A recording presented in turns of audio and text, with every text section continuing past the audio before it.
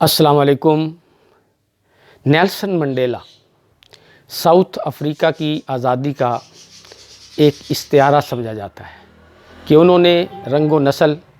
اور south African کی باہمی منافرتوں کو ختم کرنے کے لیے ایک تحریک چلائی اور بالآخر اس تحریک کو کامیابی سے ہمکنار کیا، اور اس تحریک کے دوران ان کو بہت سی صعوبتوں اور مشکلات کا سامنا کرنا پڑا۔ تقریباً 20 سال تک جیل کی کال کوٹڑیوں کے اندر گزارنا پڑا، اور جب ان کی یہ تحریک کامیاب ہوئی اور وہ ساؤتھ افریقہ کے صدر منتخب ہو گئے تو ایک دفعہ وہ اپنی سیکورٹی اور کچھ دوستوں کے ساتھ شہر کا چکر لگا رہے تھے کہ کھانے کے وقت وہ ایک ہوٹل میں چلے گئے اور وہاں بیٹھ گئے۔ وہاں پر انہوں نے ایک آدمی کو دیکھا جو کھانا کھا رہا تھا۔ انہوں نے اپنے سیکورٹی آفیسر سے کہا کہ اس آدمی سے کہیں کہ وہ ہمارے ٹیبل پہ آ جائے اور یہاں پہ آ کے کھانا کھا لے۔ اس طرح وہ آدمی اٹھا اور وہ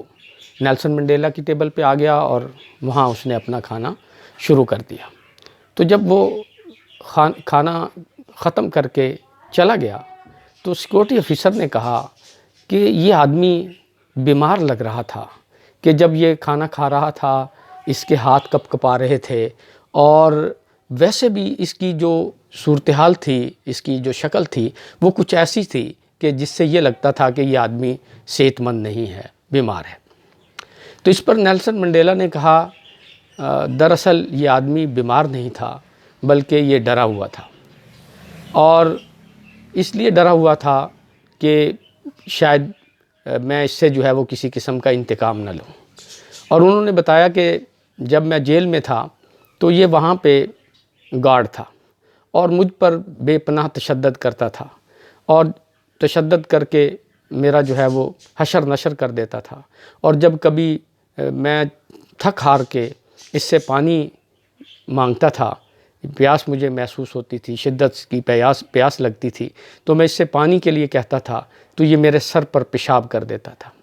اب جب میں نے اسے دیکھا تو میں نے اسے اپنے ٹیبل پہ بلایا تو دراصل یہ ڈر گیا کہ کہیں یہ مجھ سے بدلہ نہ لے، انتقام نہ لے، کیونکہ میں اس وقت ساؤتھ افریقہ کا صدر ہوں، تو اسے پتہ تھا کہ یہ جو اس نے ظلم کیے تھے اس کا کسی وقت بھی بدلہ لیا جا سکتا ہے۔ لیکن انہوں نے کہا کہ انتقام سے یا بدلہ لینے سے قوموں کی تعمیر نہیں ہوتی بلکہ قوموں کی بربادی ہوتی ہے۔ اس لیے میں نے بدلہ نہیں لینا بلکہ میں نے تو اسے معاف کرنا ہے اور اسے جو ہے وہ درگزر کرنا ہے، کیونکہ اس سے قومیں جو ہیں وہ تعمیر ہوتی ہیں۔ اور آخر میں ایک بہت ہی خوبصورت بات انہوں نے جو ہے وہ نیلسن منڈیلا نے کہی کہ کمزور آدمی جو ہے وہ معاف کرنے میں دیر کرتے ہیں، جو مضبوط کردار کے حامل لوگ ہوتے ہیں وہ معاف کرنے میں دیر نہیں کرتے۔ لیکن اگر آج ہم اپنی سیاسی صورتحال اور ملکی صورتحال کو سامنے رکھیں اور دوسری طرف ہم نیلسن منڈیلا کی تحریک آزادی کو سامنے رکھیں تو آج ہمارے بھی بہت سے رہنما یہ اعلان کرتے ہوئے نظر آتے ہیں کہ وہ قوم کی تعمیر کریں گے، قوم کو جو ہے اپنے قدموں پہ کھڑا کریں گے، قوم کو حقیقی آزادی دلائیں گے، لیکن اپنی ذاتی انا کے خول کے اندر جو ہے وہ آپ کو بند دکھائی دیں گے۔ سب ایک دوسرے سے اپنی ذات کے بدلے لے رہے ہیں، ایک دوسرے کے خلاف صف آرا ہیں، ایک دوسرے کے خلاف لڑ رہے ہیں۔ اسی لیے شاید قوم کی تعمیر ہونے کی بجائے اب تخریب ہو رہی ہے، اور قوم کے اندر پیار اور محبت اور اخوت پیدا ہونے کی بجائے قوم کے اندر نفرتیں بڑھ رہی ہیں۔ گھر گھر کے اندر جو ہے ایک دوسرے کے ساتھ اختلاف رائے نہیں بلکہ ایک دوسرے سے نفرتیں جو ہیں وہ پیدا ہو رہی ہیں، ایک دوسرے کے خلاف تعصب پیدا ہو رہا ہے۔ اور اس کی وجہ یہی ہے کہ آج ہمارے اندر سے جو معاف کر دینے کا، جو صبر کرنے کا، جو صلہ رحمی کا جو جذبہ تھا وہ شاید ختم ہو گیا۔ اور یہ نیلسن منڈیلا نے دیکھیں اختیار کیا تو اس نے اپنی قوم کی کیسے تعمیر کی اور ساؤتھ افریقہ کو کہاں سے کہاں پہنچا دیا، ان کی باہمی نفرتوں کو محبت کے اندر کیسے انہوں نے بدل کر رکھ دیا۔ لیکن اگر آپ دیکھیں تو ہمارے پیغمبر صلی اللہ علیہ وسلم تو نفرتوں کو آئے ہی ختم کرنے کے لیے تھے،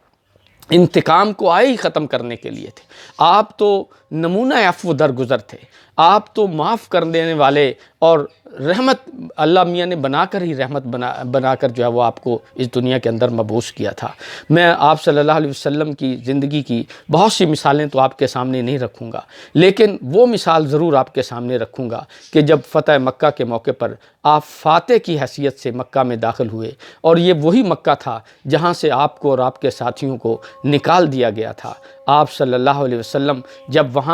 جب وہاں داخل ہوئے تو عرب کے وہ تمام لوگ وہاں جمع تھے جنہوں نے آپ صلی اللہ علیہ وسلم کو زخمی کیا تھا، آپ صلی اللہ علیہ وسلم کو دکھ پہنچائے تھے، آپ کے ساتھیوں کو جو ہے وہ تکلیفیں پہنچائی تھی، اور آپ صلی اللہ علیہ وسلم کی بیٹی حضرت زینب کو زخمی کیا تھا۔ ایون وہاں ہندہ جیسی خون خوار عورت بھی موجود تھی جس نے آپ کے چچا حضرت حمزہ کا کلیجہ چبایا تھا۔ لیکن آپ صلی اللہ علیہ وسلم نے ان سے پوچھا کہ اہل مکہ، آپ